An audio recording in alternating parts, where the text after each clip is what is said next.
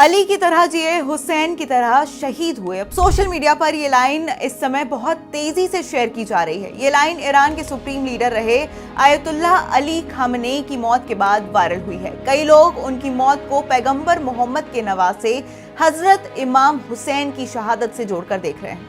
लेकिन सवाल यह है कि आखिर खामनेई की मौत को हजरत हुसैन की शहादत से क्यों जोड़ा जा रहा है। अब इसे समझने के लिए थोड़ा इतिहास को जानना जरूरी है, तो वीडियो के अंत तक बने रहिए। सबसे पहले जानते हैं कि आखिर कौन थे इमाम हुसैन। इमाम हुसैन इस्लाम के इतिहास की बहुत सम्मानित शख्सियत में से एक रहे हैं। वे पैगंबर मोहम्मद के नवासे थे। उनके पिता हजरत अली इस्लाम के चौथे खलीफा थे और उनकी माँ हजरत फातिमा पैगंबर की बेटी थी।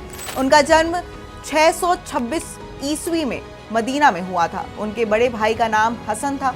वहीं पैगंबर मोहम्मद की मृत्यु के बाद मुस्लिम समाज में नेतृत्व को लेकर मतभेद शुरू हो गए थे। तीसरे खलीफा हजरत उस्मान की हत्या के बाद 656वीं ईस्वी में हजरत अली को चौथा खलीफा बनाया गया था, लेकिन सभी लोग इस फैसले से सहमत नहीं थे और यहीं से मुस्लिम समाज दो हिस्सों में बंटने लगा था। एक गुट मानता था कि खलीफा का चुनाव आम सहमति से होना चाहिए, वहीं दूसरा गुट मानता था कि पैगंबर के परिवार से होने के कारण हजरत अली ही नेतृत्व के असली हकदार हैं। वहीं इस मतभेद ने आगे चलकर सुन्नी और शिया विभाजन की नींव रखी। कैसे हुई करबला की घटना। 661 ईस्वी में हजरत अली की हत्या हो गई। उनके बाद उनके बड़े बेटे हसन को नेता माना गया, लेकिन हालात खराब थे और खून खराबा रोकने के लिए हसन ने मुआविया नाम के शख्स से समझौता कर लिया और सत्ता छोड़ दी।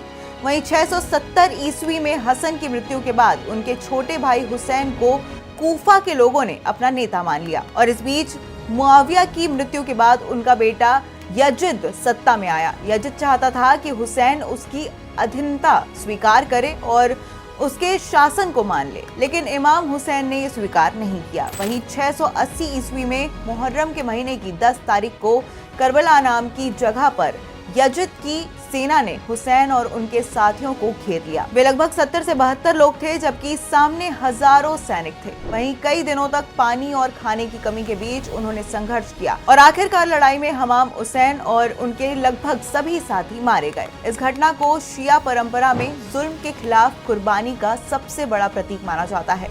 इसे ही करबला की शहादत कहा जाता है। अब खामनेई की मौत से तुलना। अब आते हैं आज के समय पर। इजराइल के हमले में ईरान के supreme leader Ayatollah Ali Khamenei की मौत के बाद कई लोग उनकी छवि को प्रतिरोध के प्रतीक के रूप में पेश कर रहे हैं। अब ये तुलना मुख्य रूप से 3 आधारों पर की जा रही है। सबसे पहला है अत्याचार बनाम प्रतिरोध की छवि।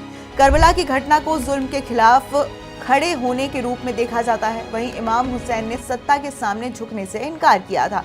खामनेई के समर्थक कहते हैं कि उन्होंने भी अमेरिका और इजराइल के दबाव में आगे झुकने से इनकार किया, इसलिए कुछ लोग उन्हें प्रतिरोध के नेता के रूप में देख रहे हैं। दूसरा है शहादत की धारणा। शिया विचारधारा में शहादत यानी अपने सिद्धांतों के लिए जान देना बहुत अहम माना जाता है। अगर किसी नेता की मौत दुश्मन के हमले से होती है तो उसे भी कुछ लोग उसी फ्रेम में रखते हैं, भले ही ऐतिहासिक परिस्थितियां अलग हो। अब तीसरा है अकेले पड़ जाने की भावना। इतिहास में कहा जाता है कि करबला के समय कई मुस्लिम कबीले यजिद के साथ खड़े थे और हुसैन कम लोगों के साथ रह गए थे। और आज कुछ लोग ये तुलना कर रहे हैं कि कई मुस्लिम देश अमेरिका या इजराइल के साथ रिश्ते बना चुके हैं, जबकि ईरान टकराव की स्थिति में है और इसलिए वे इसे अकेले प्रतिरोध की कहानी से भी जोड़ रहे हैं। लेकिन क्या दोनों घटनाएं सच में एक जैसी है? इतिहास के जानकार मानते हैं कि दोनों घटनाएं समय, हालात और राजनीतिक संदर्भ में बिल्कुल अलग हैं। करबला धार्मिक और नैतिक संघर्ष की ऐतिहासिक घटना थी, जबकि खामनेई की मौत आधुनिक भू राजनीतिक और सैन्य संघर्ष का हिस्सा थी और दोनों को सीधे तौर पर एक जैसा कहना इतिहास को सरल बना देना होगा।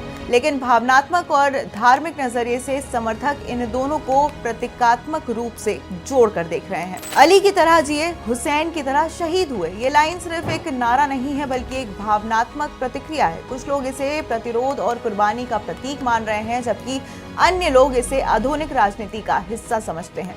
सच ये है कि इतिहास और वर्तमान को जोड़ने की कोशिश हमेशा भावनाओं से प्रभावित होती है, लेकिन समझदारी यही है कि हम दोनों घटनाओं को उनके अपने संदर्भ में समझें। एक करबला का इतिहास और दूसरा आज की वैश्विक राजनीति।